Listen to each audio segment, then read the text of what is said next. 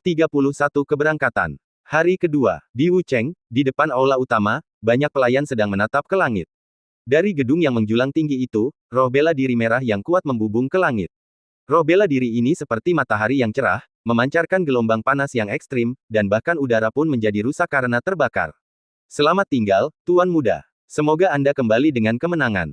Banyak suara datang dari bawah. Panggilan. Roh prajurit merah itu meraung seperti meriam awan api, dan di atas awan api itu, sesosok tubuh ramping berdiri dengan kedua tangan di belakang punggungnya, tampak sombong. Ia mengabaikan banyak orang yang datang untuk mengantarnya, dan mengalihkan pandangannya ke sebuah rumah yang berada jauh di dalam rumah besar itu.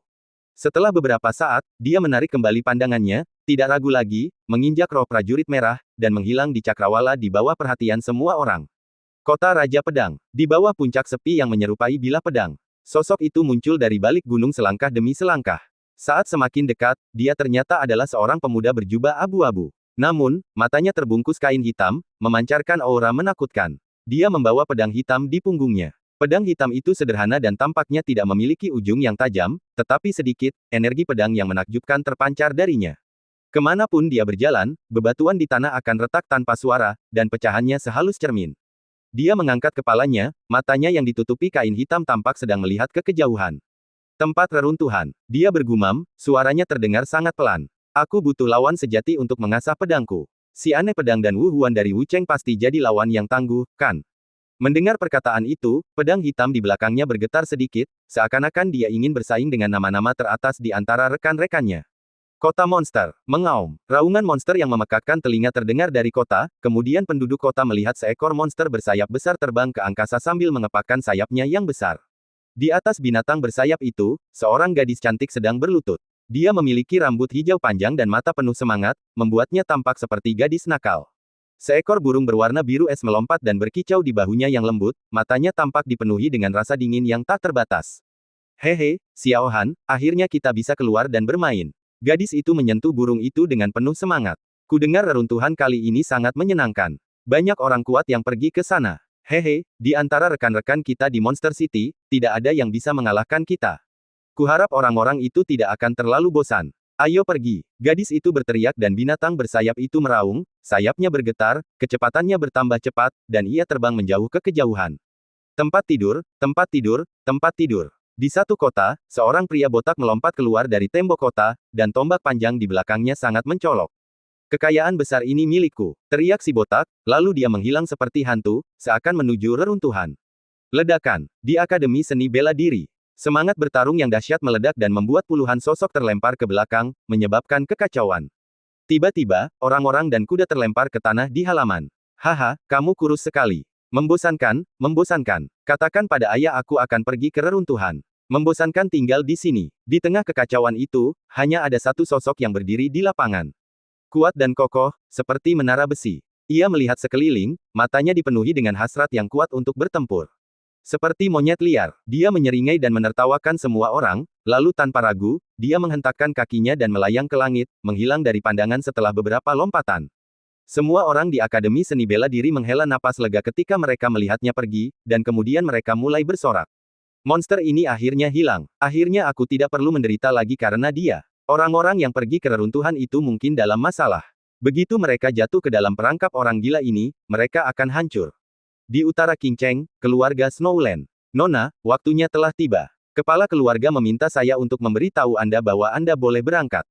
Suara hati-hati seorang pelayan terdengar di luar rumah asap. Di dalam kios dupa, di atas tempat tidur yang empuk, tubuh halus seputih salju terbungkus selimut tipis, namun tetap menonjolkan lekuk tubuhnya yang sangat menawan. Mendengar suara itu, orang yang ada di dalam selimut itu pun duduk dan selimut itu pun turun, memperlihatkan tubuhnya yang halus, sehalus lemak daging kambing. Rambutnya yang panjang terurai di depannya, menutupi tubuhnya yang montok dan penuh.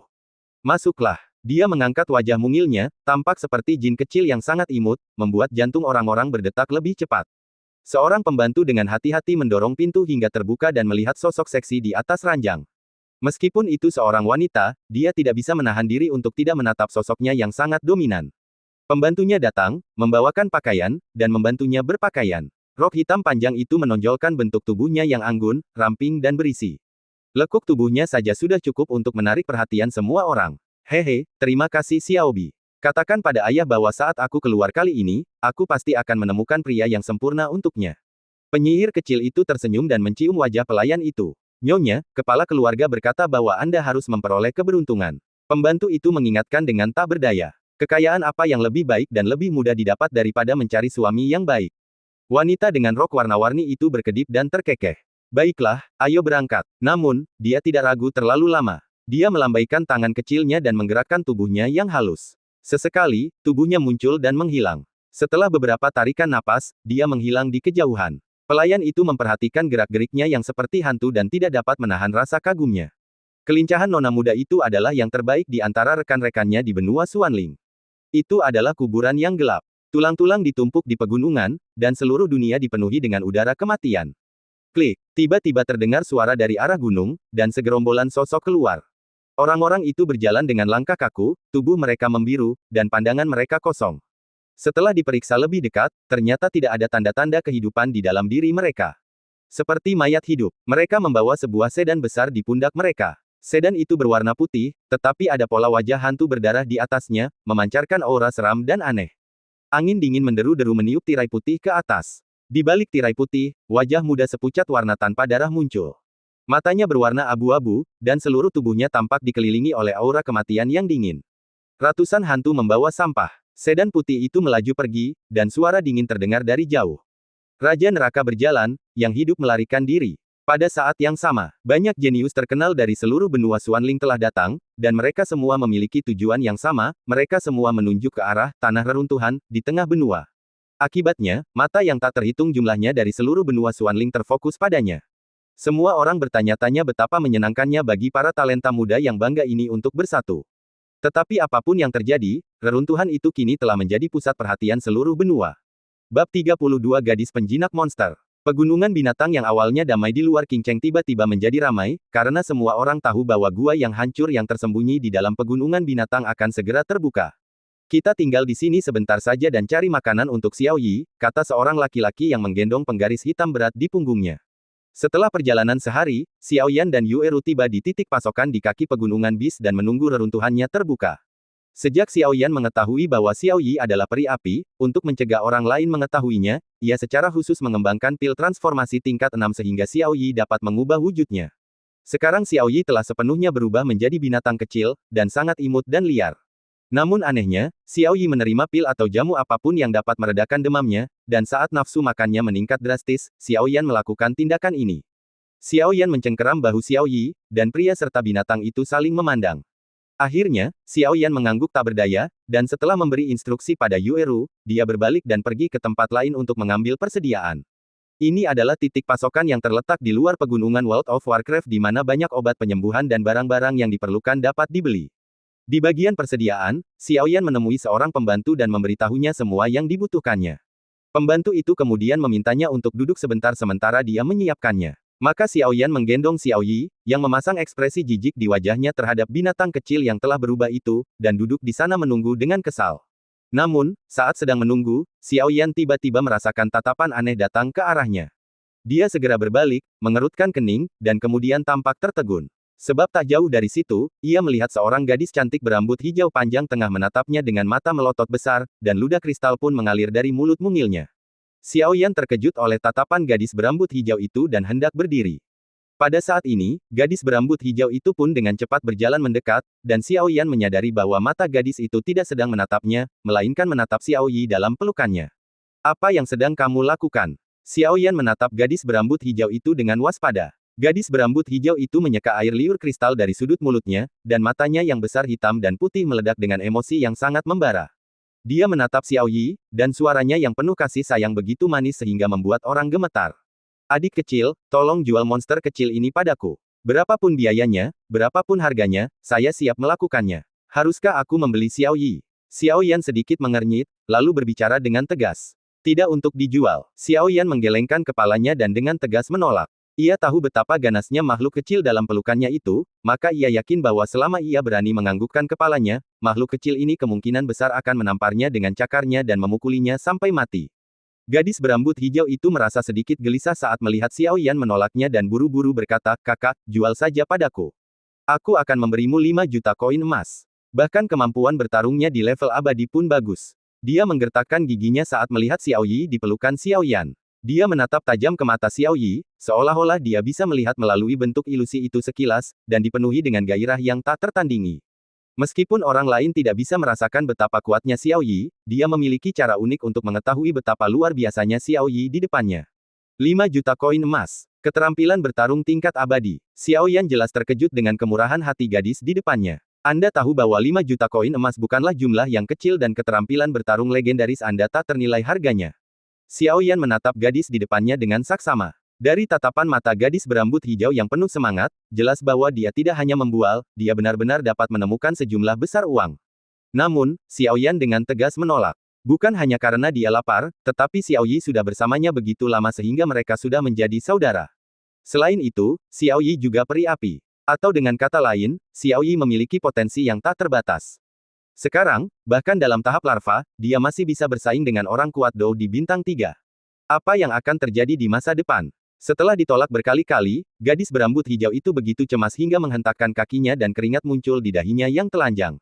Dia melihat tangan kecilnya yang sehalus batu giok. Ada pola samar di punggung tangannya. Sekarang, pola samar ini memancarkan sensasi terbakar yang sangat kuat. Pola cahaya ini dapat mendeteksi darah binatang buas. Semakin kuat darahnya, semakin panas pola cahayanya. Sensasi terbakar ini tidak pernah muncul sebelumnya, bahkan saat dia meminum Xiao Han.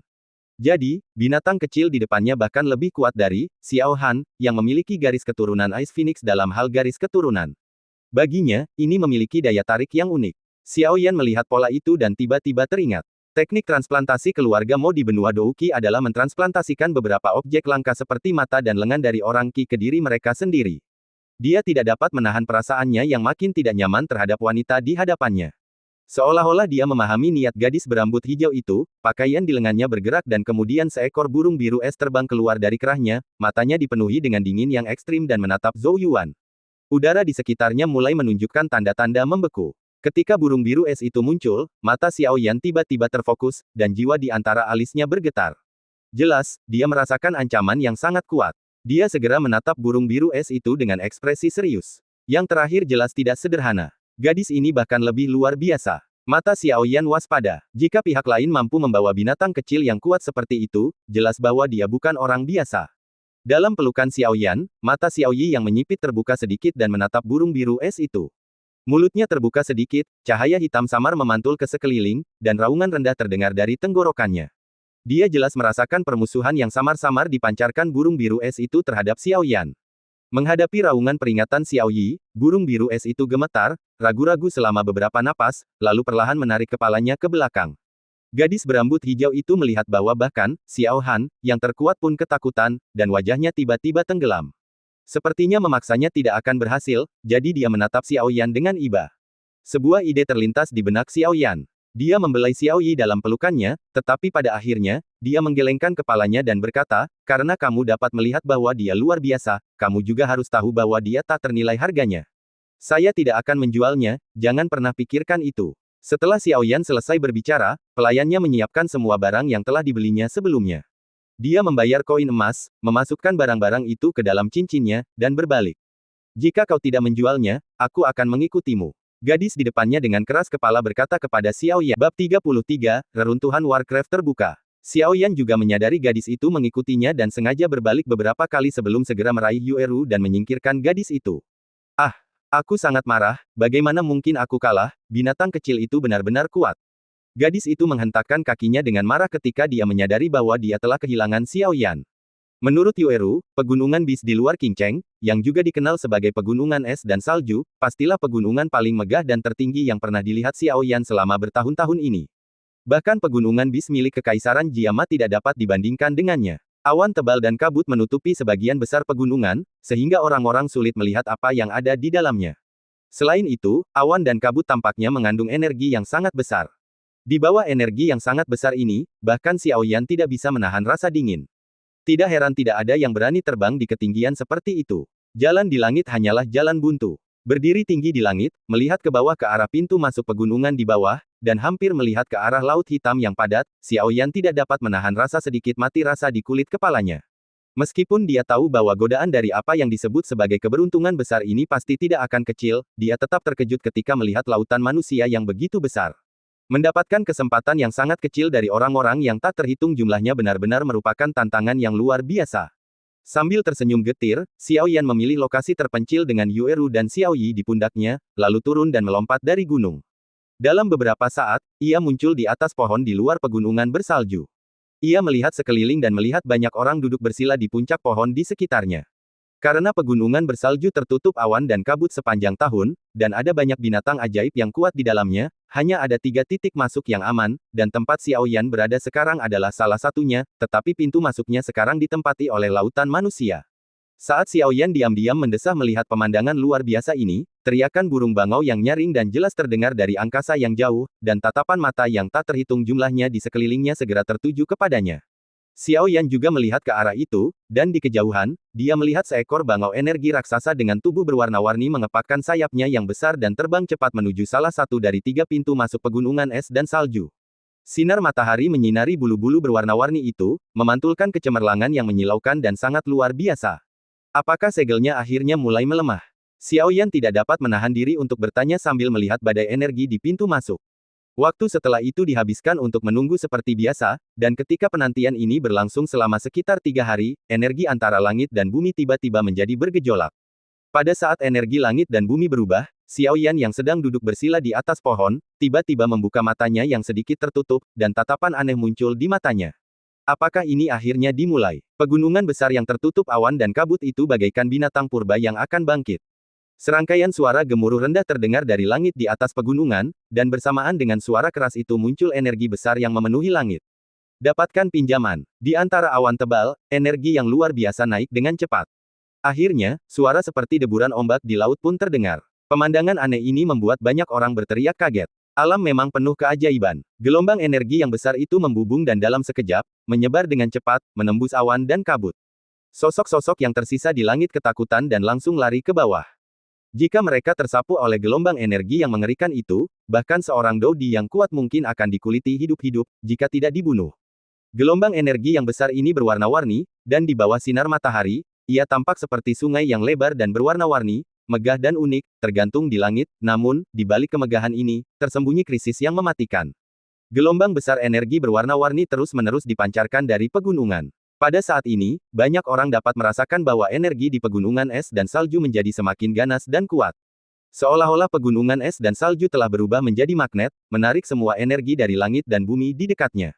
Menghadapi pemandangan yang begitu menakjubkan, bahkan Xiao Yan pun tak kuasa menahan rasa takjub. Dengan persepsi spiritualnya yang luar biasa, ia dapat merasakan dengan lebih jelas betapa mengerikannya energi dalam gelombang 5 warna itu. Tempat ini layak disebut benua Dou di tingkat atas. Keajaiban seperti ini hanya bisa Anda lihat di tempat lain. Xiao Yan terkekeh, berdiri, dan mengalihkan pandangannya ke arah pegunungan bersalju. Saat ini, energi di pegunungan itu begitu kuat sehingga sungguh luar biasa. Meskipun waktu kultivasi di sini tidak terlalu lama, ia pasti akan mendapatkan hasil 2 kali lipat dengan setengah usaha.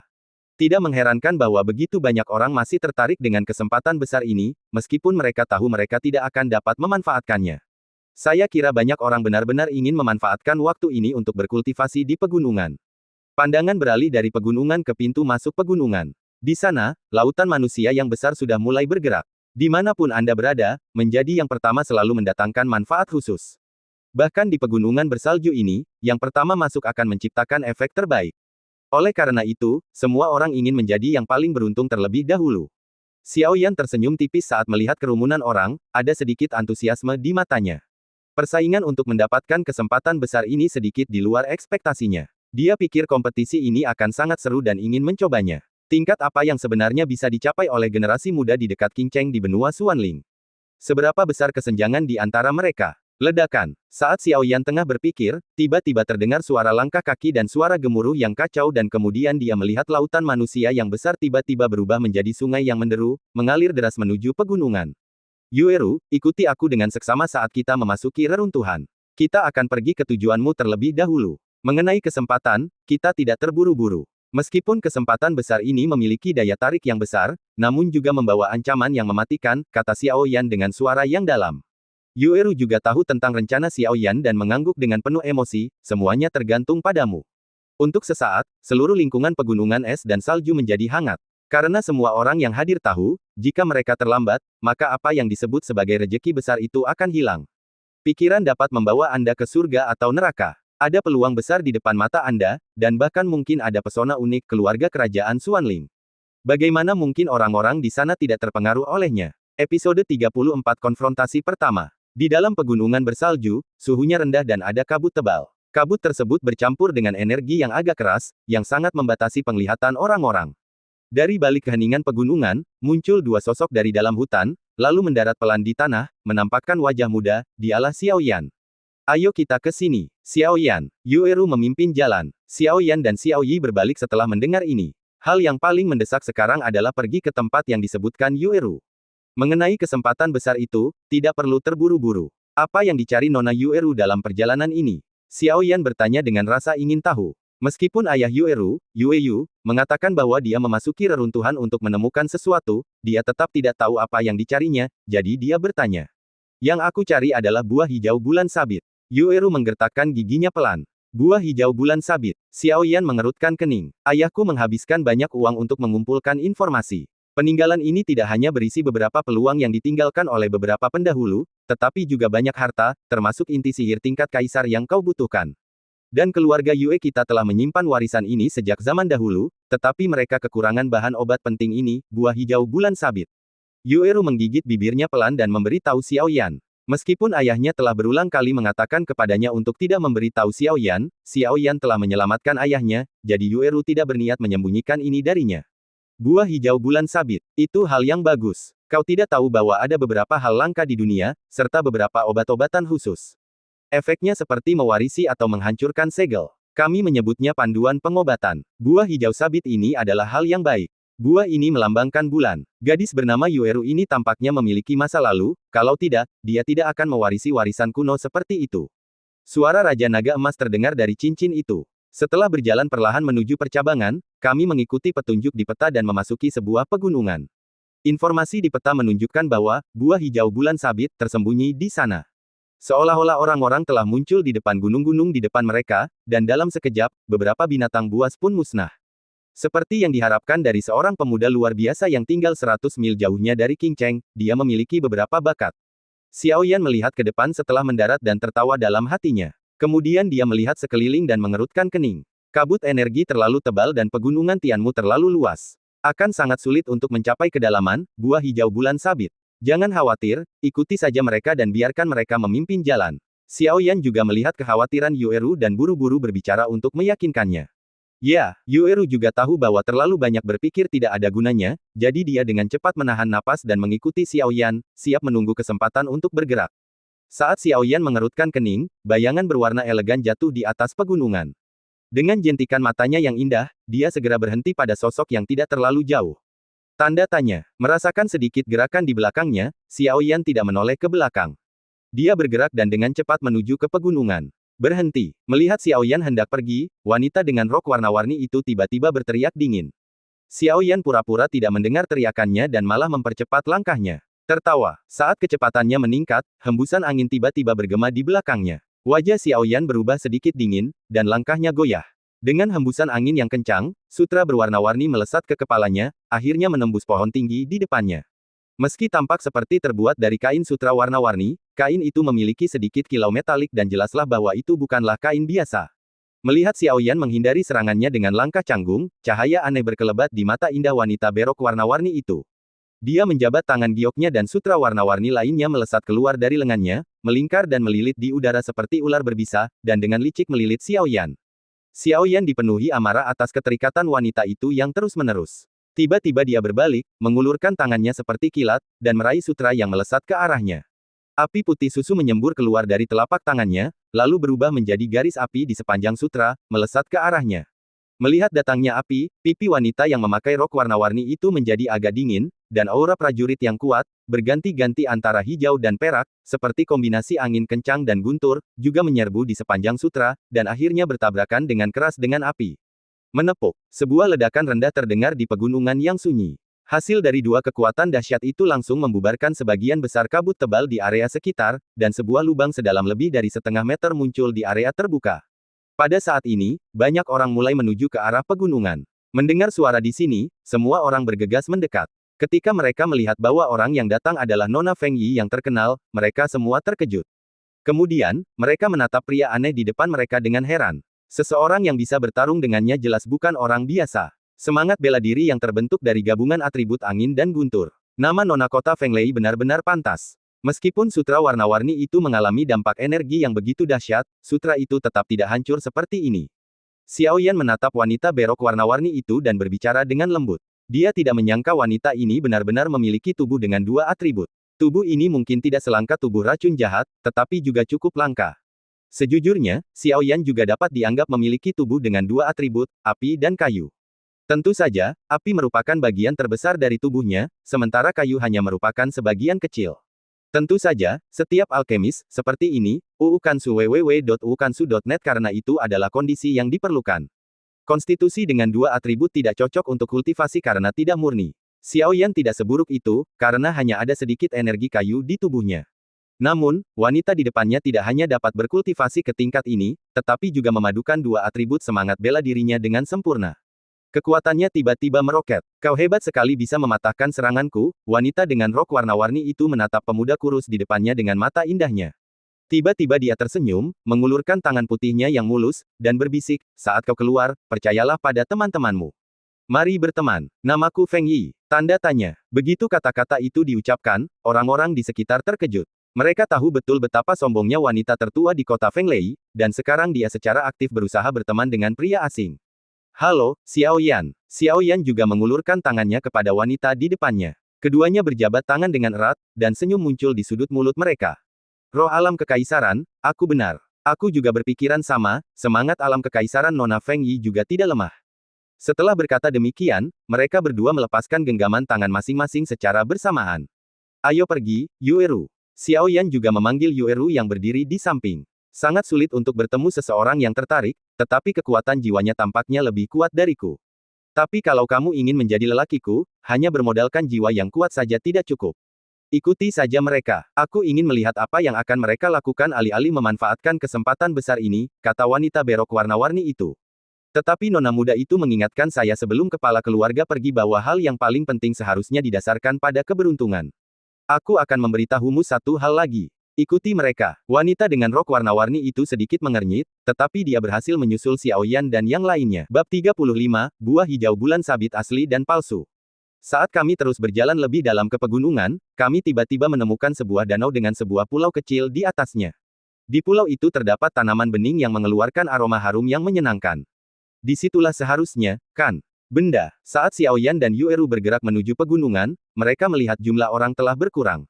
Kabut ini beracun. Xiao Yan segera mengerti mengapa jumlah orang berkurang saat ia masuk lebih dalam ke dalam gua.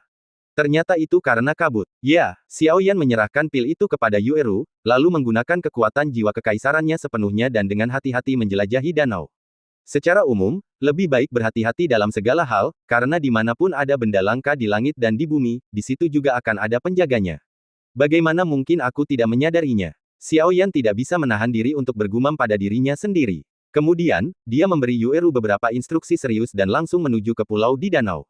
Tubuhnya menerobos air dan bergegas menuju danau yang jernih seperti seekor ikan. Xiao Yan menatap api putih susu di luar tubuhnya dan tidak bisa menahan diri untuk tidak menelan ludah. Pada saat ini, di bawah kehangatan aneh yang dipancarkan Xiao Yi, air danau di sekitarnya bergulung seperti air mendidih.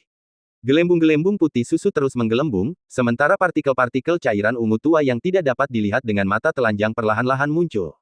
Namun, tepat ketika cairan ungu tua ini akan bersentuhan dengan api putih susu, mereka dibekukan menjadi sutra es yang sangat kecil oleh Xiao Yi, dan kemudian perlahan-lahan jatuh ke dasar danau. Melihat gumpalan es ungu yang terus bermunculan di sekitarnya, Xiao Yan merasakan sensasi geli di kulit kepalanya. Ia tidak pernah menyangka bahwa danau yang tampaknya tenang ini ternyata mengandung racun yang mematikan. Cepatlah, racun-racun ini sangat beracun. Meskipun perlindungan api aneh itu akan mencegah mereka memasuki tubuhku, itu akan menghabiskan sebagian besar kekuatan jiwaku. Yueru berteriak, sementara suara berat Xiao Yan tiba-tiba bergema di dalam hatinya. Dia buru-buru mengangguk, lalu Xiao Yan mengayunkan kakinya, kepalanya keluar dari air, menatap pulau kecil di tengah danau, mengembuskan napas pelan, lalu cepat-cepat mengayuh lengannya, meninggalkan jejak air di tubuhnya, dan perlahan mendekati danau. Xiao Yan tidak dapat menahan diri untuk menelan ludahnya meskipun ia berkonsentrasi penuh saat ia melihat sosok yang sempurna di dalam air yang disorot oleh pakaian yang basah. Dua puncak di bawah mulut Cherry itu akan berdiri tegak, dan sutra tunggal itu melekat erat pada kulit putih tanpa cacat itu, memantulkan rasa yang berbeda. Mereka mendayung hingga hampir mendekati pulau kecil di tengah danau. Tepat saat Xiao Yan hendak bernapas lega, permukaan danau yang tenang di depannya tiba-tiba dipenuhi cipratan air. Situasi yang tiba-tiba itu membuat jantung Xiao Yan tiba-tiba menegang. Dia mengangkat kepalanya dan melihat ke tempat cipratan itu berada. Sesaat kemudian, pupil matanya tiba-tiba mengecil. Airnya perlahan-lahan menetes ke bawah. Pada saat tertentu, seekor ular raksasa dengan tubuh bersisik hijau dan kepala berbentuk segitiga tiba-tiba melompat keluar dari dasar danau, lalu membuka mulut liarnya dan menggigit Xiao Yan dengan ganas, pupilnya yang berbentuk berlian menunjukkan keganasan liar. Tubuh hantu 3000 petir. Tepat saat ular raksasa yang ganas itu hendak menyerang Xiao Yan, ia menukik dengan gerakan secepat kilat, menyebabkan ular raksasa itu luput. Hantu ular piton iblis emas. Teriakan Raja Naga Emas datang dari dalam ring. Tuan, apa ini? Xiao Yan juga merasakan kekuatan aneh yang datang dari serangan ular piton tadi. Ular setan emas hantu adalah binatang iblis kuat yang dikenal karena kekuatan jiwanya. Kekuatan terkuatnya bukanlah tubuh atau kekuatan fisiknya, tetapi kekuatan jiwanya. Ular piton jahat emas ajaib memiliki kendali yang sangat besar atas kekuatan jiwa sehingga dapat menggunakannya untuk menciptakan ilusi sempurna yang membuat orang tertidur dalam waktu lama dan tidak ingin bangun. Itulah yang membuatnya begitu menakutkan. Namun untungnya, kekuatan jiwamu tidak lemah dan kau dilindungi oleh api aneh itu, jadi api itu tidak akan terlalu menyakitimu. Faktor kekerasan dari api aneh itu secara alami adalah musuh terbesar ular-ular hitam ini. Kau bisa melihat teman-teman yang lain, mereka sekarang terjebak dalam ilusi ini. Kata Raja Naga Emas sambil menatap ular raksasa yang ganas di depannya. Aku akan menahannya, kamu pergi ambil buah hijau bulan sabit. Xiao Yan menggertakkan giginya dan berkata kepada Yueru. Meskipun ular piton emas hantu di depannya menyerupai Dou di bintang 4, dengan bantuan api anehnya sendiri, tidak sulit untuk melawannya, dia segera memberitahu Yueru. Tempat tidur, tempat tidur, tempat tidur. Tubuh itu melesat dengan ganas menuju pulau itu. Di belakangnya, beberapa gelombang dahsyat meletus dari momentum yang dihasilkan oleh serangan ular raksasa yang gagal. Xiao Yan tidak terlalu memperhatikan energi ikan di belakangnya. Dia menggunakan momentumnya untuk menghindari serangan ular raksasa itu beberapa kali. Akhirnya, ketika dia hanya berjarak 10 meter dari pulau itu, dia menoleh ke belakang dan melihat ular raksasa itu mengejarnya melalui air dengan mulutnya yang ganas terbuka. Xiao Yan mengetuk jarinya pada cincin itu sambil mencibir, dan sepotong kayu jatuh ke dalam air. Sebelum racun di danau itu bisa terkikis, Xiao Yan mengetuk jari kakinya, tubuhnya sedikit tenggelam, lalu dia melompat keluar lagi. Setelah beberapa saat, dia akhirnya memasuki jangkauan pulau itu. Reading www.ukansu.net. Tubuhnya berputar di udara, kakinya sedikit membungkuk. Dengan telapak tangannya yang ditekan ringan ke tanah, dia mendarat dengan mantap di tanah. Saat kakinya menyentuh pulau itu, Xiao Yan menoleh ke belakang dan melihat ular raksasa yang ganas itu takut untuk bergerak maju karena telah memasuki radius 10 meter di sekitar pulau itu. Ular itu berlama-lama di luar pulau, mengibas-ngibaskan ekornya, menjulurkan lidahnya yang merah, melotot ke arah Xiao Yan, dan terus berputar-putar di sekitar pulau itu. Melihat danau yang perlahan tenang dan ular raksasa yang masih menjaga pulau itu, Xiao Yan menghela napas lega. Dia berbalik dan melihat pulau itu. Pulau itu tidak terlalu besar, dan ada hutan bambu yang rimbun serta beberapa bunga dan tanaman di mana-mana. Kelihatannya semarak dan indah. Apakah kamu menemukannya, Yueru? Xiao Yan akhirnya melepaskan diri dari cengkeraman ular raksasa itu dan bergegas pergi ke pulau itu untuk bertanya. Ini, Yueru tak kuasa menahan diri untuk tidak tenggelam dalam pikirannya saat melihat buah-buah bulat pada pohon kecil bening di depannya. Menurut informasi yang diberikan ayahku, bukankah buah hijau sabit seharusnya seperti ini? Mungkinkah buah hijau sabit bermutasi karena lingkungan? Terima kasih kalian berdua telah menunjukkan jalannya. Sebuah tawa muram muncul dari kehampaan, dan begitu Yueru tenggelam dalam pikirannya, semua buah di pohon kecil itu telah dipetik. Ketika diperhatikan lebih dekat, wajah muda pucat dan tak berdarah muncul dari balik tirai putih di pipinya. Matanya berwarna abu-abu, dan seluruh tubuhnya tampak dikelilingi oleh aura kematian yang dingin. Selamat tinggal, sampai jumpa. Setelah mengatakan itu, dia menghilang dari pulau itu seperti hantu. Ketika Xiao Yan pertama kali melihat pria misterius itu, dia merasakan kekuatan yang kuat, tetapi saat dia hendak menggunakan penguasa abadi api aneh di belakangnya, dia dengan lembut ditekan oleh tangan kecil Yueru. Apa yang diambil orang itu bukanlah buah bulan sabit hijau. Bab 36 Eksplorasi Dasar Danau. Hah! Xiao Yan juga terkejut dan kemudian menatap Yueru di depannya. Menurutku buah hijau sabit yang asli seharusnya masih ada di danau ini, kata Yueru sambil berpikir. Tuan, apa yang harus kita lakukan sekarang? Xiao Yan bertanya dengan cemas. Hah! Darahmu. Ambil setetes darahmu dan berikan pada ular piton emas hantu. Cepat! Suara mendesak Raja Naga Emas terdengar dari dalam cincin. Xiao Yan bukan orang yang suka membuang-buang waktu. Dia menggertakkan giginya dan melemparkan setetes darah merah ke Phantom Gold Demon Python. Phantom Gold Demon Python, yang masih sangat ganas beberapa saat yang lalu, tampaknya telah membekukan semua darah di tubuhnya saat merasakan setetes darah Xiao Yan. Ular-ular 7 warna memakan langit. Ular-ular hantu emas iblis sudah menyerah kepada Xiao Yan karena dia bisa merasakan aura orang ini dengan jelas. Ular-ular 7 warna memakan langit adalah salah satu ras ular terkuat di klan ular, jadi bagaimana mungkin ular-ular hantu emas iblis berani bersikap kurang ajar? Dalam Warcraft, garis keturunan selalu menindas, jadi ketika dia mengetahui bahwa pemimpin Ghost Gold Demon Python, Xiao Yan, memiliki darah Seven Colored Sky Devouring Vein, matanya membelalak dan dia sangat hormat terhadap Xiao Yan. Xiao Yan menatap ular piton emas hantu dan berkata, bawa kami untuk menemukan buah bulan sabit hijau. Mendengar ucapan Xiao Yan, ular raksasa itu pun ikut bereaksi dengan suara, tes-tes-tes, seakan berkata, ikuti aku. Ular itu lalu menghantam danau, dan tampak seolah-olah ada sesuatu di dasar danau. Tubuh Xiao Yan mengambang di danau yang dingin, menatap dengan takjub ke arah air berwarna coklat tua yang mengalir perlahan di sekelilingnya. Sebuah gelembung besar perlahan muncul di sampingnya. Kemudian, gelembung itu meledak dengan keras, dan sebagian air memercik ke wajah Xiao Yan, tetapi dalam sekejap, air itu ditelan oleh api putih susu. Ini, mengapa suhu di dalam balon begitu tinggi? Apakah ada dunia di dasar danau? Xiao Yan memandang ular raksasa yang jatuh ke dalam danau dan bergumam pada dirinya sendiri. Yueru, tunggu aku di sini, aku akan mengikutinya dan melihatnya. Xiao Yan tidak ragu-ragu. Di bawah perlindungan api putih susu di sekelilingnya, dia bergegas menuju danau seperti ular raksasa. Hati-hati, keselamatan adalah hal yang paling penting. Suara Yueru bergema di danau. Xiao Yan menatap ular raksasa yang menciptakan riak-riak di danau, menghembuskan napas pelan, lalu menyelam ke dalam danau dan berpegangan erat pada punggung ular roh api. Begitu memasuki danau, ia merasakan hawa dingin di sekujur tubuhnya, lalu ia memanggil api aneh untuk melindungi tubuhnya. Seolah-olah semua tekanan air dan udara dari dunia luar telah terputus. Ada perasaan dingin di sekelilingnya, tetapi ia sama sekali tidak merasa kedinginan. Telapak tangannya dengan mudah mengambil air berwarna coklat tua dari penghalang api aneh itu. Kemudian, dia perlahan-lahan membiarkannya mengalir melalui jari-jarinya. Xiao Yan mendecakkan bibirnya karena terkejut. Kontak dekat dengan air ini membuat hatinya terasa sedikit dingin. Jika perisai pertahanan api itu tiba-tiba menghilang, apa yang akan terjadi padanya? Mengira dirinya telah membeku seperti patung, Xiao Yan pun menggigil hebat, wajahnya pun sedikit pucat. Semuanya, cepatlah. Xiao Yan juga mengikuti ular raksasa itu dan menyelam ke dasar danau, tetapi tekanan air danau menjadi lebih kuat saat mereka masuk lebih dalam, dan udara menjadi semakin tipis, jadi Xiao Yan tidak bisa menahan diri untuk tidak sedikit mengernyit dan berkata kepada ular raksasa di depannya. Tes, tes, tes gelombang, ular piton setan emas hantu itu tampaknya mengerti apa yang dimaksud Xiao Yan dan buru-buru meludahkan lidahnya, lalu kecepatannya meroket. Ia langsung melesat ke dasar danau. Meskipun api aneh itu dapat melindungiku untuk sementara, ia menghabiskan terlalu banyak kekuatan jiwa. Lagi pula, jika aku kehilangan energi jiwa yang dibutuhkan untuk melindungi mereka, bahkan jika mereka tidak ditelan oleh air, mereka akan langsung berubah menjadi abu. Oleh karena itu, aku tidak bisa membuang-buang waktuku yang berharga. Aku harus meninggalkan danau lava ini sebelum energi jiwaku benar-benar terkuras. Jika tidak, patung es yang kuimpikan sebelumnya akan benar-benar menjadi kenyataan. Saat ular raksasa itu terus maju, Xiao Yan membuat perhitungan cepat dalam benaknya. Sudut mulut Xiao Yan berkedut beberapa kali, lalu dia berbalik dengan serius dan menatap ular roh api berkepala dua yang besar tidak jauh dari sana, lalu tertawa, pria besar, cepatlah.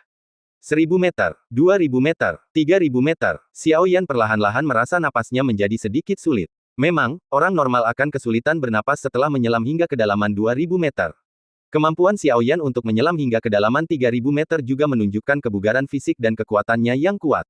Brengsek, kenapa dia belum datang juga? Xiao Yan mengumpat sambil menatap ular raksasa yang masih menukik di depannya. 3000 meter hampir merupakan batas sifat manusia Xiao Yan.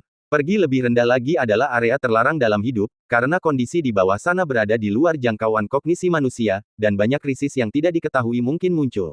Xiao Yan tidak bisa menahan diri untuk tidak mengerutkan kening. 3100 meter. Kecepatan menyelam juga dipengaruhi oleh tekanan udara aliran air di dasar danau dan secara bertahap melambat.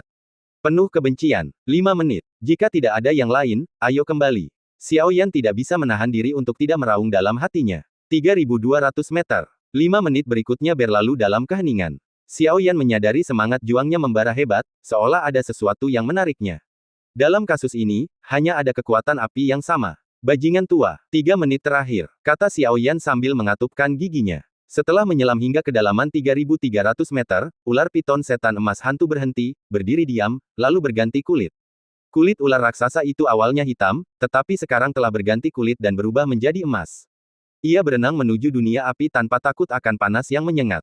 Sebelum Xiao Yan sempat bernapas, napas yang menyengat menerpa wajahnya. Ketika Anda melihat sekeliling, menyelam hingga kedalaman 3.300 meter, Anda akan melihat dunia yang terbuat dari magma panas. Di mana-mana berwarna merah, tetapi dengan perlindungan konstan dari api Xiao Yi, Xiao Yan hampir tidak dapat melihat sedikit pun lingkungan di sekitarnya. Dia melihat sekeliling, lalu dengan cepat berenang menjauh, mengikuti ular raksasa yang terus-menerus menembus kedalaman magma di depannya. Yang satu es, yang satu api, dua dunia yang berbeda. Pasti ada harta karun langka di bawah magma ini. Raja Naga Emas di atas ring terus mengawasi situasi Xiao Yan, dan jika ada masalah, dia akan segera mengambil tindakan. Namun, ketika dia menemukan bahwa ada dunia air danau yang dingin di atas dan dunia api yang panas di bawah, bahkan Naga Emas yang berpengetahuan luas itu pun tidak dapat menahan rasa terkejutnya. Xiao Yan jelas tahu bahwa Raja Naga Emas tertarik padanya. Jika dia ingin menjadi pria yang kuat, sudah menjadi takdirnya untuk mengandalkan dirinya sendiri. Dia tidak bisa menjadi pria yang kuat dengan mengandalkan orang lain. Tidak ada jalan pintas untuk menjadi pria yang kuat. Berhentilah bicara omong kosong dan ikuti ular raksasa itu terlebih dahulu. Ia telah tinggal di sini selama bertahun-tahun dan pasti sangat mengenal tempat ini. Jangan sampai ia kehilangannya. Ada hasrat yang kuat dalam suara Raja Naga Emas. Xiao Yan tidak berani ceroboh setelah mendengar ini. Meskipun dia sangat bingung, dia harus segera mengejar ular raksasa itu. Untungnya, ular raksasa itu sangat mengenal medan di sini. Sebelum arus bawah datang, ia dapat menemukan rute yang paling cocok untuk menyelinap pergi. Xiao Yan, yang mengikuti dari dekat, juga memanfaatkan kesempatan itu untuk berhasil menghindari arus bawah magma ini. Bab 37 benih bunga obat berwarna. Di dunia yang berapi-api ini, sepertinya tidak ada makhluk lain selain ular piton emas hantu yang memimpin jalan. Lagi pula, tidak mengherankan jika kondisi kehidupan di sini begitu keras. Jika bukan karena ular piton emas hantu, makhluk aneh yang bertahan hidup dengan memakan magma, makhluk ajaib lainnya, bahkan makhluk ajaib tingkat raja yang cukup kuat untuk menyaingi Dodi, tidak akan bisa datang dan pergi dengan bebas di tempat seperti itu tanpa terpengaruh sama sekali. Tepat saat Xiao Yan hendak melompat ke danau magma merah menyala, api putih susu tiba-tiba menyembur keluar dari tubuhnya, akhirnya menyelimuti seluruh tubuhnya.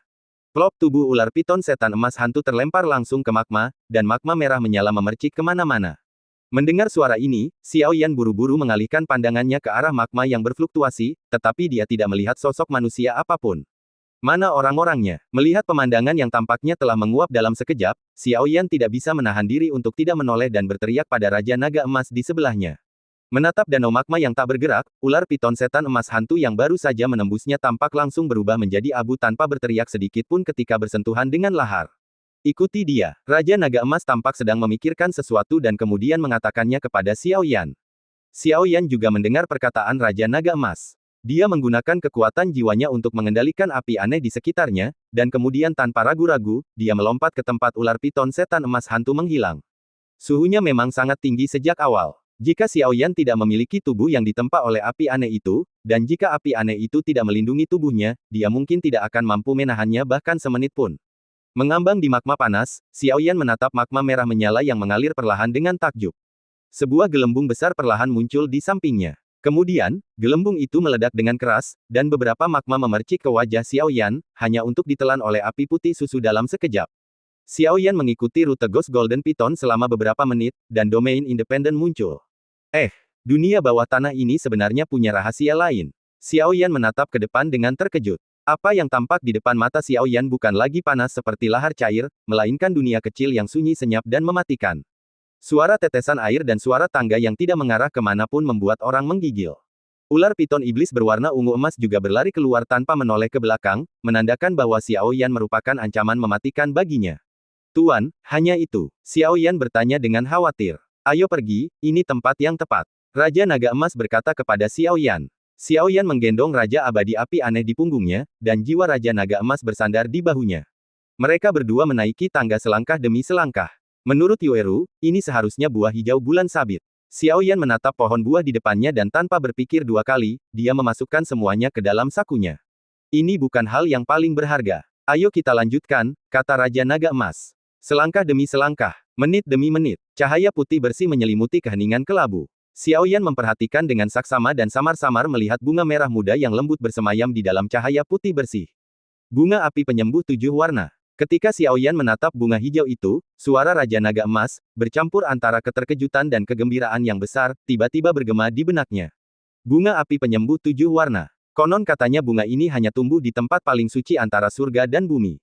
Hanya orang yang berhati tulus yang bisa menjinakkannya. Mereka juga harus memiliki darah malaikat. Kalau tidak, bunga ini tidak bisa dijinakkan. Bunga obat 7 warna memiliki total 7 warna. Menurut legenda, bunga ini merupakan salah satu harta karun klan malaikat. Jika menguasai 7 warna, Anda dapat menghidupkan kembali orang mati. Saya tidak tahu apakah itu benar atau tidak, kata Raja Naga Emas sambil menatap bunga merah muda di depannya. Tuan, apakah kita menemukannya? Xiaoyan sangat gembira saat mendengar kata-kata Raja Naga Emas. Dia tidak menyangka akan menemukan harta karun yang begitu berharga dengan mudah. Oh ya, saya tidak menyangka akan mengalami hal ini di sini. Ini seperti takdir. Tentu saja, gadis yang mengambil keuntungan pada akhirnya adalah King Yuan. Senyum muncul di mata Raja Naga Emas. Ayo kita lihat, oke. Xiaoyan menarik napas dalam-dalam untuk menahan kegembiraannya dan tidak terlalu memperhatikan apa yang dikatakan Grandmaster Jin Longwang. Ayo pergi, aku akan membantumu mengamati gerakan-gerakan aneh di sekitarmu, kata Raja Naga Emas dengan hati-hati. Saat tubuhnya semakin dekat dengan cahaya putih, Xiaoyan dapat dengan jelas merasakan suhu di sekelilingnya tiba-tiba meningkat. Xiaoyan mengerutkan bibirnya yang kering dan menggertakkan giginya, melangkah maju lagi, dan akhirnya berlari menuju cahaya putih. Ketika tubuhnya memasuki cahaya putih murni, kehangatan yang diharapkan tidak datang. Sebaliknya, suhu di sekitar tubuhnya anehnya turun drastis. Namun, semangat juang Xiaoyan yang awalnya terkuras dan bahkan kekuatan jiwanya tampaknya terpelihara saat dia melangkah ke dalam jangkauan cahaya putih murni. Xiaoyan juga terkejut dengan pemandangan aneh ini. Setelah beberapa saat, dia tersadar dan dengan cepat mengamati sekelilingnya, akhirnya berhenti di bunga merah muda di tengahnya. Itu masih kuncup merah muda, dengan 7 kelopak, 7 daun hijau di bawahnya, dan akar yang tampak transparan, seolah-olah dibuat oleh alam, persis seperti batu giok hijau yang paling sempurna. Sekilas, seluruh bunga terlihat sangat bening, membuat orang merasa tidak bisa melepaskannya.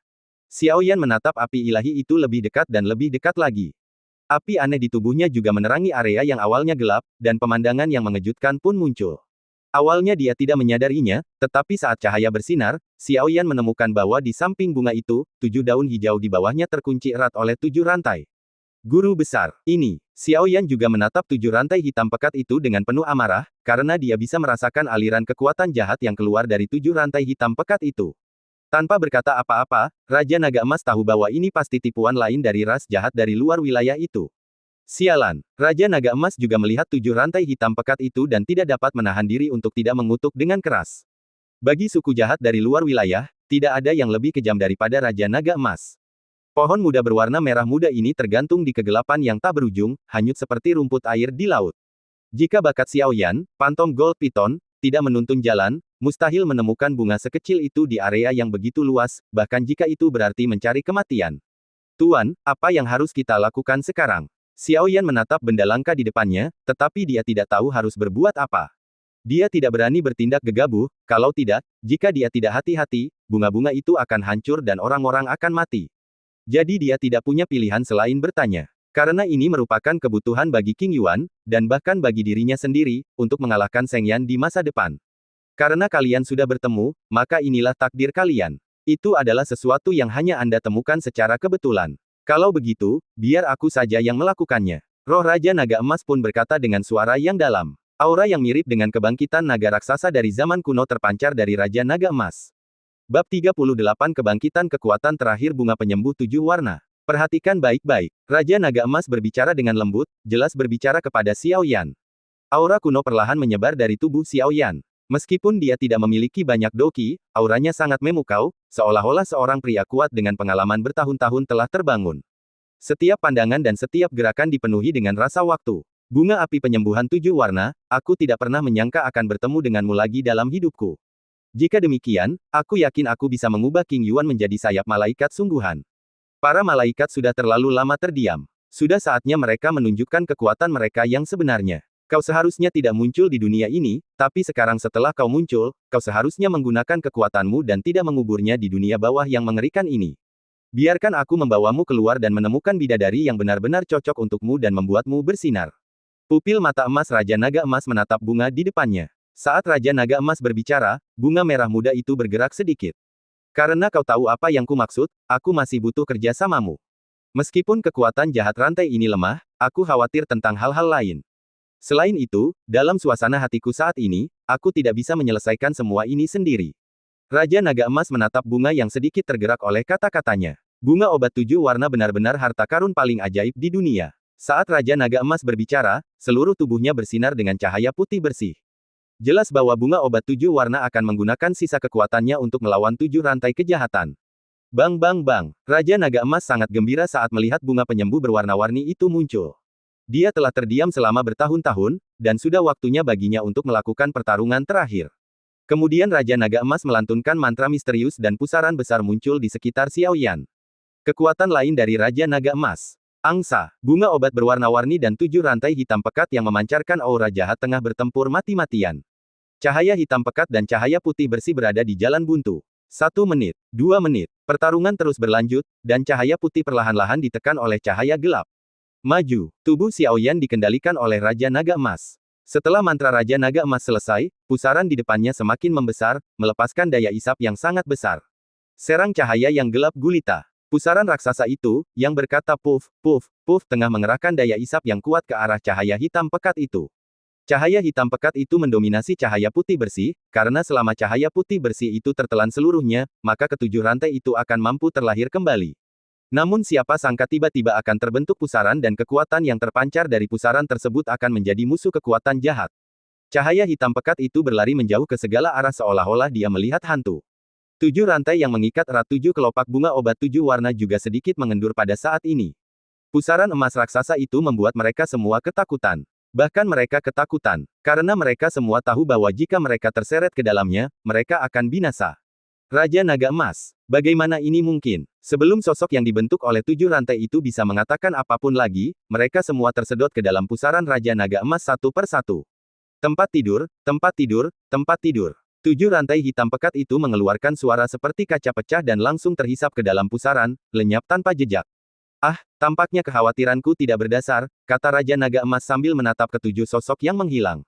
Alasan mengapa Raja Naga Emas ingin membangkitkan sisa kekuatan bunga obat 7 warna adalah karena, di satu sisi, ia takut kalau ada kekuatan lain selain ketujuh sosok tersebut, dan di sisi lain, ia ingin melahap iblis-iblis ini dan perlahan-lahan mendapatkan kembali kekuatannya sendiri. Ras jahat di luar domain juga dibagi menjadi beberapa tingkatan sesuai dengan kekuatannya, dan pada dasarnya dapat diringkas dalam 5 tingkatan, surga, bumi, tuan, kaisar, dan raja. Ketika Raja Naga Emas berada di puncaknya, dia pasti bisa menghadapi ras jahat ekstrateritorial tingkat kaisar, tetapi sekarang setelah dia berada dalam bentuk rohnya, kekuatannya tidak sebaik sebelumnya.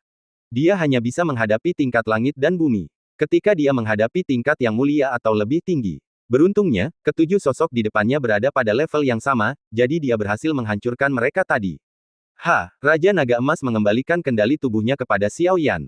Kekuatan yang luar biasa. Xiaoyan tidak bisa menahan diri untuk tidak berkata saat dia merasakan kekuatan di dalam pusaran itu. Tuan, tetapi kekuatan ini adalah kekuatan jahat. Jika Anda menyerapnya secara langsung, apakah itu tidak apa-apa, kata Xiaoyan dengan cemas.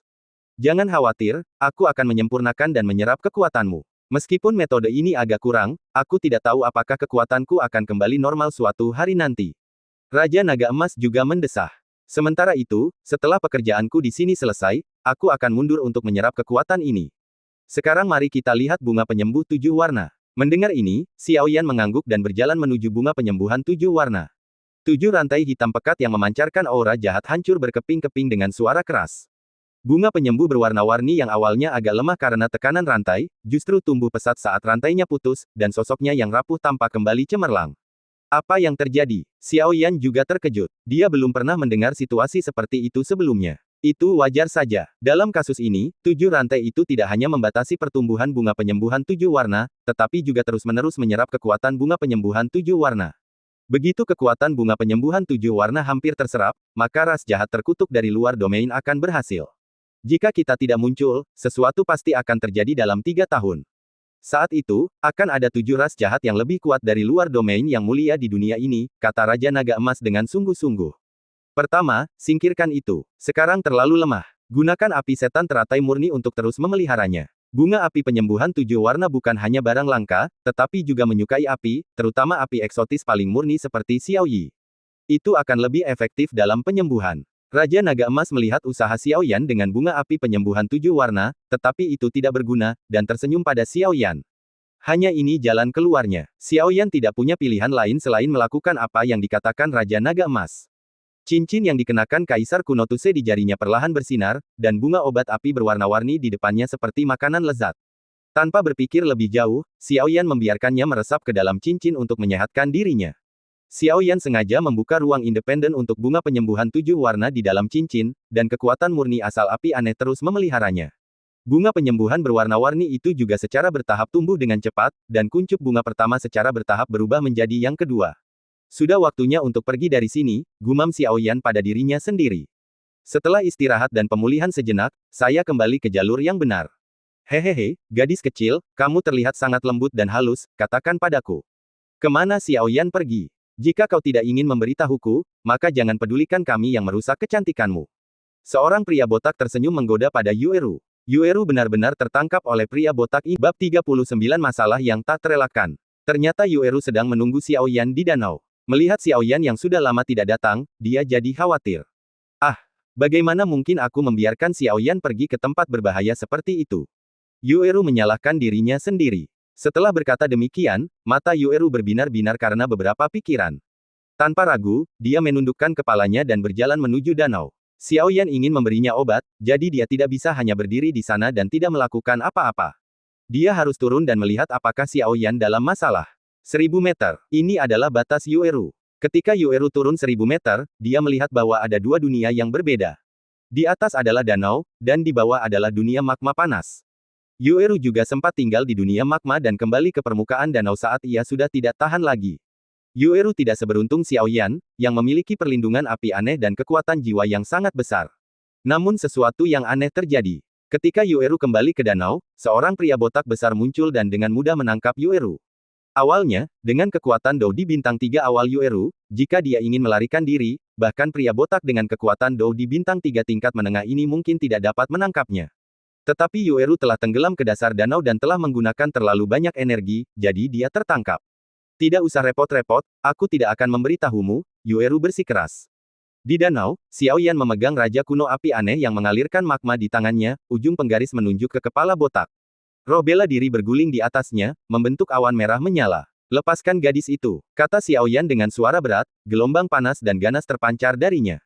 Xiaoyan, yang sebelumnya telah maju ke tahap awal Dou di bintang 3, tidak tahu bagaimana ia akan menghadapi Dou di bintang 3 tahap tengah. Ia juga menunggu untuk melihat. Mueller juga melihat Xiaoyan dan menatapnya sambil tersenyum. Dengan penglihatannya, dia secara alami dapat melihat kekuatan Xiaoyan saat ini, tetapi mengapa dia merasa sedikit takut? Sebelum pria botak itu bisa bergerak, rasa tertekannya telah melampaui Dou di bintang 3. Seperti yang diharapkan dari Tuan Muda King Cheng, dia memiliki pengawal yang sangat kuat.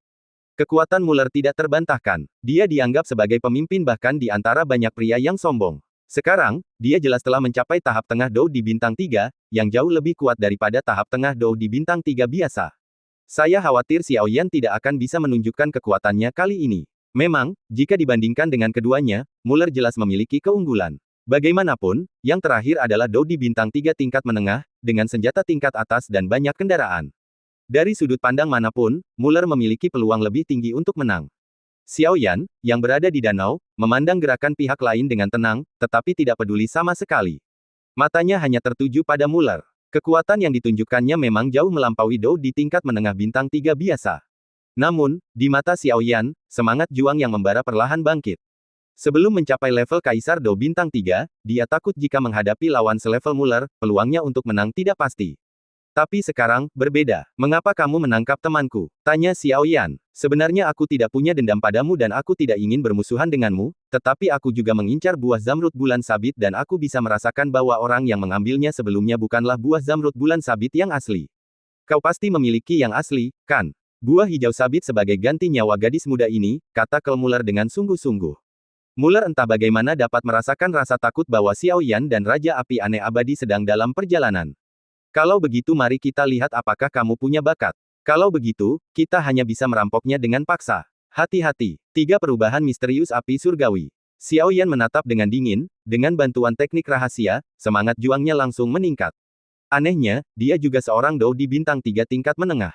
Sebanyak kekuatan Kel Muller, akan kutunjukkan padamu perbedaan antara Dou di bintang 3 sejati dan Dou di yang menggunakan teknik rahasia.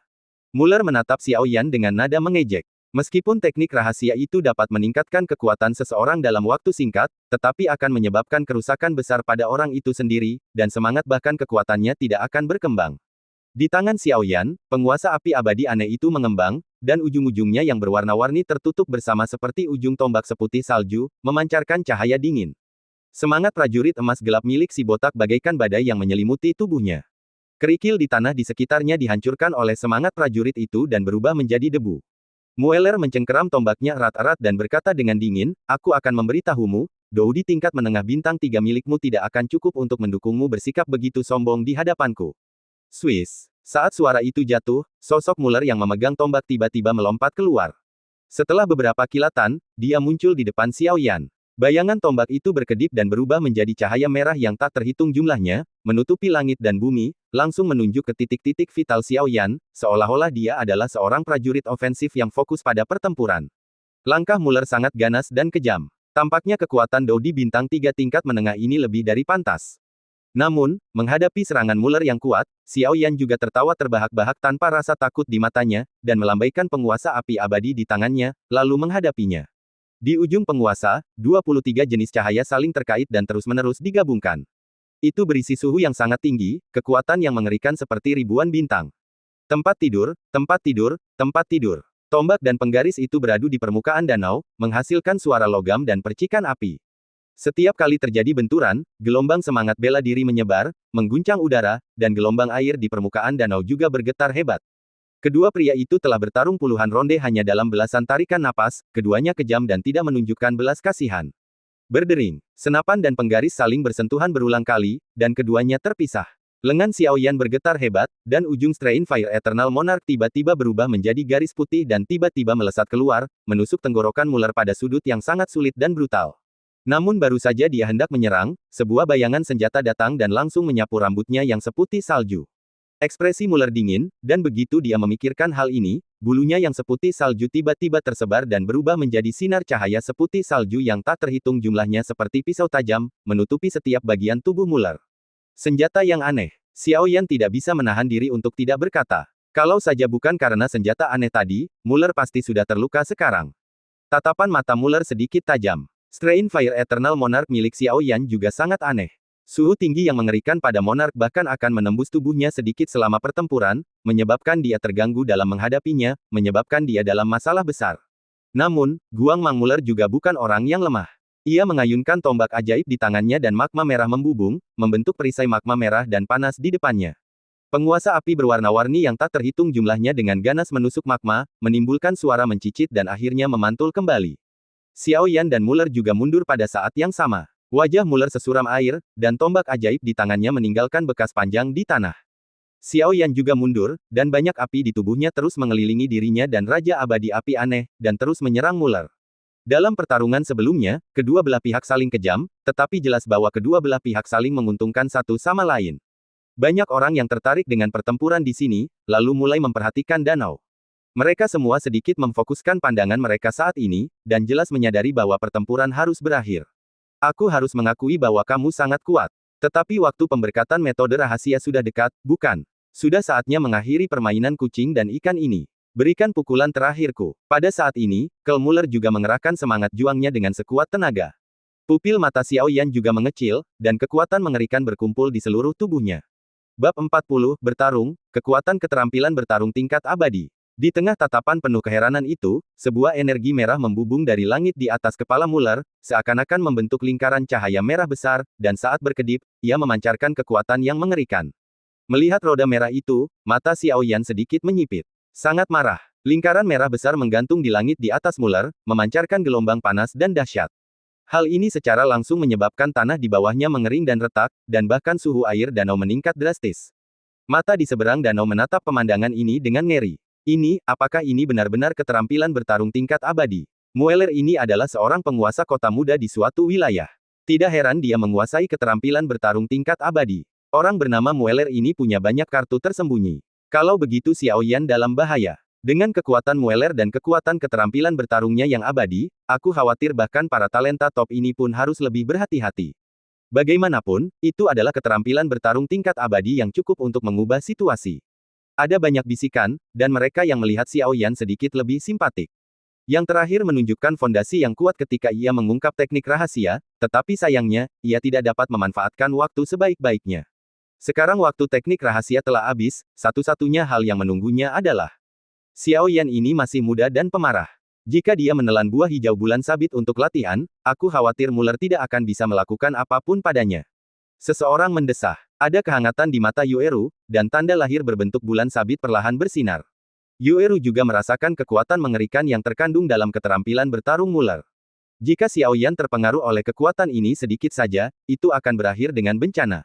Jangan khawatir, aku yakin aku bisa mengatasinya. Xiao Yan juga memperhatikan gerakan Yueru. Meskipun dia tidak tahu apa rune berbentuk bulan sabit itu, dia pikir biaya untuk menggunakan benda itu pasti sangat tinggi. Yueru juga menatap Xiao Yan, yang tetap tenang seperti biasa. Dia menggigit bibirnya pelan. Entah mengapa, dia masih percaya pada Xiao Yan. Rune bulan sabit yang bersinar perlahan juga menghilang. Xiao Yan pernah berhadapan dengan suku jahat di luar wilayah sebelumnya. Yueru juga tersenyum pada Xiao Yan. Di antara banyak tatapan simpatik, ekspresi Xiao Yan juga sedikit serius. Dia melihat lingkaran merah besar yang mengembun di atas kepala Muller. Fluktuasi yang dipancarkan darinya sangat dahsyat. Kekuatan semacam ini memang jauh melampaui keterampilan bela diri tingkat surga pada umumnya. Dan Xiao Yan juga menemukan bahwa energi spiritual langit dan bumi di sekitarnya juga telah memadat pada saat ini. Dia benar-benar menguasai keterampilan bertarung tingkat abadi. Xiao Yan berbisik pada dirinya sendiri. Muller ini memang lawan yang kuat. Jika dia belum mencapai level Kaisar Do Bintang 3, dia mungkin akan memilih untuk mundur saat menghadapi serangan lawan seperti itu. Namun sayangnya, api putih susu itu langsung menutupi seluruh tubuhnya, dan semangat juangnya terus terkumpul, dan pada saat ini, api itu mulai bangkit dari tubuh Xiao Yan, terus bersiul di sekelilingnya, dan akhirnya, api itu secara bertahap meluas seperti tornado putih susu dan menelannya. Ombak luar biasa sedang terbentuk, bahkan air danau di bawah kaki kami bergetar. Mata di luar danau memperhatikan pemandangan ini dan berteriak keheranan. Saya bertanya padamu, kirim buah hijau bulan sabit. Jika tidak, minyak. Muller menatap Xiao Yan dan melolong bagaikan seorang raja yang menghakimi orang berdosa. Xiao Yan menatap Mueller yang agung di langit, menahan semangat juangnya, dan Raja Abadi Api aneh di tangannya memancarkan kekuatan yang dahsyat. Hanya kamu, aku belum layak, kata Xiao Yan dengan tenang. Kami tidak punya dendam satu sama lain, tapi maafkan aku karena tidak tahu apa yang baik. Keterampilan bertarung tingkat abadi, tombak ajaib dan roda emas. Muller menyerang Xiao Yan dengan tombak ajaib dari langit. Aura mengerikan dari roda emas yang mengangkat ribuan meter air danau itu begitu kuat, bahkan di area ini, di mana orang-orang terkuat pun mencoba menekannya, aura itu sangatlah kuat. Sesuai keinginanmu. Langkah pertama dari penguasa pemecah langit 7 lipat, langkah pertama dari penguasa renang 3 lipat. Teriak Xiao Yan. Kekuatan api yang mengerikan itu terikat pada Raja Api Abadi yang aneh. Ketika Xiao Yan mengaktifkannya, kekuatan api yang sangat besar dan semangat juang Xiao Yan sendiri bergabung, dan kolom air setinggi 1000 kaki tiba-tiba muncul dari permukaan danau. Tempat tidur, tempat tidur, tempat tidur. Sang Raja Api aneh abadi dan tombak iblis saling berhadapan. Ledakan-ledakan-ledakan. Permukaan danau yang awalnya tenang menjadi bergolak dan bergelombang di bawah kekuatan dua orang. Xiao Yan memaksakan diri untuk pulih dalam pertempuran sengit ini, mengangkat wajahnya yang pucat, menyeka darah dari sudut mulutnya, dan sedikit kegilaan muncul di matanya yang gelap. Muller botak di depannya jelas menggunakan semua kekuatannya. Saat kegilaan muncul di matanya, Xiao Yan memuntahkan busa darah di mulutnya dan mengganti segel tangan dengan tangannya lagi. Hantu raksasa itu melilit tubuhnya lagi. Saat bayangan itu muncul, Xiao Yan merasa pusing, tetapi dia masih menggertakkan giginya dan menggunakan kekuatan jiwanya lagi, melepaskan amarah dunia bawah. Kejutan jiwa yang mengerikan itu muncul dan akhirnya benar-benar memengaruhi Muller. Muller awalnya fokus untuk mengaktifkan energi spiritual langit dan bumi di sekitarnya untuk mengisi kembali keterampilan bertarungnya. Pada saat itu, pupil mata Muller tampak sedikit redup. Pertama, ada keterampilan bertarung tingkat abadi, dan kemudian serangan jiwa yang kuat. Dua kejutan berturut-turut itu memberinya banyak kerusakan. Engah! Semburan darah besar keluar dari mulut Muller. Dia menatap Xiao Yan, yang berdiri dengan tenang di depannya, dengan ekspresi liar, hanya untuk melihat Xiao Yan tersenyum liar padanya. Dia membalikkan telapak tangannya, dan teratai api 23 warna yang halus muncul tanpa suara, lalu dia melemparkannya dengan kasar ke tubuh Muller. Meledak, ledakan, teratai api itu meledak, dan Muller yang botak itu langsung terlempar ribuan kaki jauhnya. Dia memuntahkan darah dengan liar di sepanjang jalan. Meskipun dia kejam, dia tidak menyangka bahwa Xiao Yan bahkan lebih kejam darinya, bertukar pukulan dengan pukulan.